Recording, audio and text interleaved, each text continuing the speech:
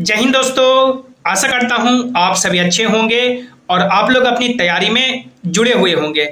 Railway में अलग अलग पोस्ट के लिए वैकेंसी आ रही है।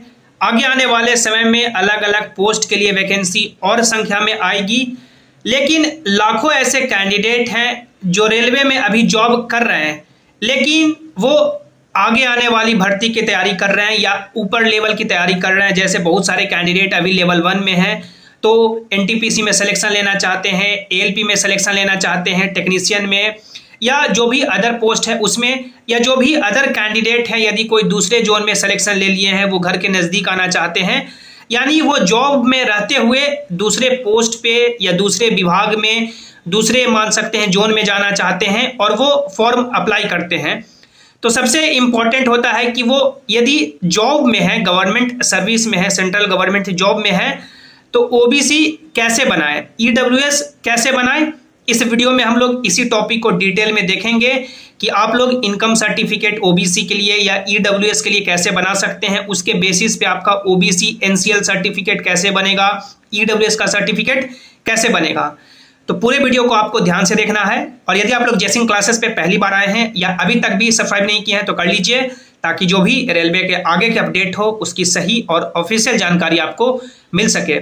देखिए, जो जितने भी गवर्नमेंट सर्वेंट होते हैं, जितने भी गवर्नमेंट सर्विस में आ जाते हैं, उनका जो मान सकते हैं ओबीसी सर्टिफिकेट होता है या ईडब्ल्यूएस सर्टिफिकेट होता है, वो यानी कि पहले जैसा नहीं बनता है। जैसे कि पहले आप लोगों ने सिलेक्शन लेने से पहले इनकम सर्टिफिकेट बनाया होगा तो 1,20,000, 1.5 लाख का, 90,000 का, 60,000 का ऐसे बनाया होगा ईयरली यानी कि आपका इनकम इतना है। लेकिन जब आप लोग गवर्नमेंट जॉब में आ जाते हैं तो यदि आप लोग लेवल 1 में भी हैं तो मिनिमम आपका सैलरी यदि कि 30,000 भी है तो यानी कि आपका 3.5 लाख से ज़्यादा का आपका इनकम सर्टिफिकेट बनेगा।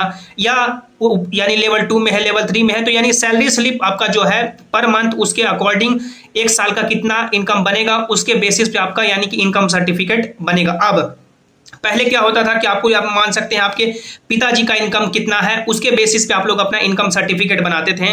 जैसे कि मान लीजिए आपके पिताजी यानी कि फार्मर है, किसान है, उनके बेसिस पे यानी कि 60,000 का ईयरली इनकम है या 90,000 है, 1.5 लाख, उसके बेसिस पे आप लोग फॉर्म अप्लाई करते थे इनकम सर्टिफिकेट का और आपका इनकम सर्टिफिकेट बनता था।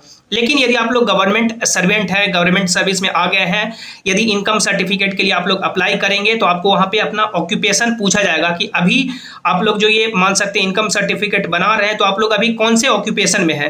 तो पहले आपको जॉब लगने से पहले आप लोग वहाँ पे स्टूडेंट भर देते थे, लेकिन अभी आप लोग जॉब में है तो आपको फिर वहाँ पे गवर्नमेंट सर्विस भरना होगा और उसके अकॉर्डिंग जो भी आपका इनकम है, ईयरली इनकम है, वो आपको दिखाना होगा। तो सबसे इंपॉर्टेंट ये है कि आप लोग यदि अभी जॉब में आ चुके हैं, गवर्नमेंट सर्विस हो चुके हैं, तो आपका जो सैलरी स्लिप है, सैलरी स्लिप के अकॉर्डिंग आपको यानी कि इनकम वहाँ पे शो करना होगा। अब आपके पिताजी का इनकम जो भी है वो आपको वहाँ पे शो नहीं करना है।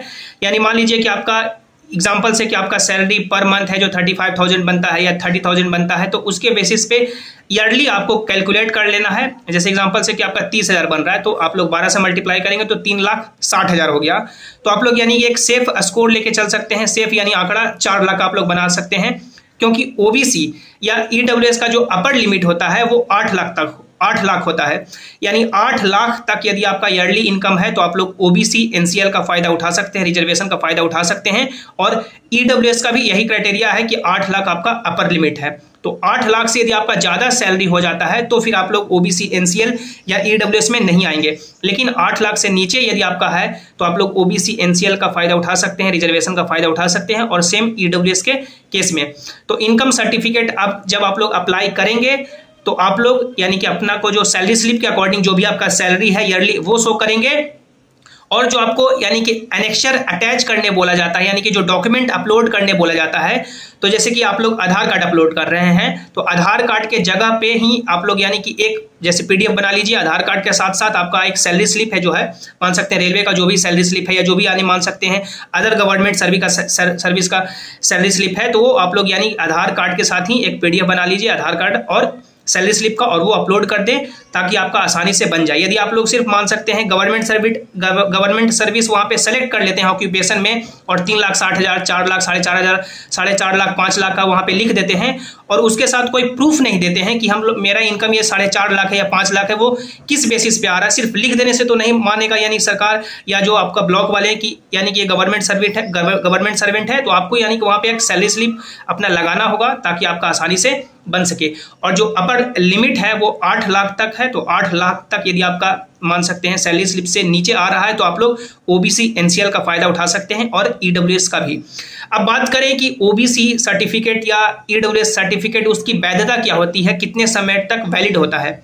तो देखिए जो ओबीसी की वैलिडिटी है स्टेट लेवल की ओबीसी की, तो अलग अलग राज्य में अलग अलग होता है। जैसे कि राजस्थान में आप लोगों ने सुना होगा कि 3 साल की वैलिडिटी हो चुकी है, ओबीसी का भी 3 साल और ईडब्ल्यूएस का भी 3 साल, लेकिन वो स्टेट यानी लेवल का है। जो आपका सेंट्रल का फॉर्मेट बनता है सेंट्रल गवर्नमेंट सर्वेंट के लिए, सेंट्रल गवर्नमेंट सर्विसेज के लिए जो ओबीसी या ईडब्ल्यूएस आप लोग बनाते हैं उसकी वैलिडिटी यानी 1 ही साल होती है। आप लोगों ने देखा होगा कि ईडब्ल्यूएस में लिखा रहता है वैलिड फॉर ईयर, यानी 1 ही साल के लिए वैलिड होता है। जैसे कि आप लोग जैसे एग्जांपल्स की इस साल बना रहे हैं तो 2024-25 के लिए वैलिड होगा, 2024 फाइनेंशियल ईयर से लेकर के 2025 फाइनेंशियल ईयर तक। और ओबीसी में भी यही केस होता है कि यानी कि 2024 फाइनेंशियल ईयर से 2025 फाइनेंशियल ईयर तक वैलिड होगा। यानी ओबीसी भी सर्टिफिकेट और ईडब्ल्यूएस सर्टिफिकेट दोनों 1 ही साल के लिए वैलिड होती है सेंट्रल गवर्नमेंट सर्विसेज के लिए, सेंट्रल गवर्नमेंट में। लेकिन अलग अलग स्टेट में ओबीसी की वैलिडिटी कोई में 3 साल, कोई में यानी कि मान सकते हैं 2 साल, 1 साल ऐसे भी होती है।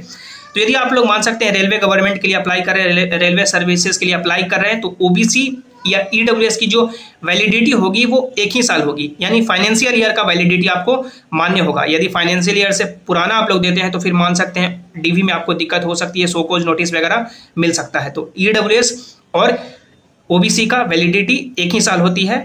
और आप लोग किस तरह से बना सकते हैं ओबीसी एनसीएल सर्टिफिकेट या ईडब्ल्यूएस सर्टिफिकेट गवर्नमेंट सर्वेंट होते हुए, आप लोगों ने इस वीडियो में देख लिया। जो भी आपके मन में डाउट है आप लोग नीचे कमेंट में जरूर पूछिएगा, वीडियो को लाइक कीजिएगा, चैनल को सब्सक्राइब कीजिएगा और सभी इंपॉर्टेंट अपडेट के लिए आप लोग टेलीग्राम जेसिंग क्लासेस से भी ज्वाइन हो जाए ताकि जो भी अपडेट हो वहां पर आपको मिल सके। Thanks for watching, have an awesome day.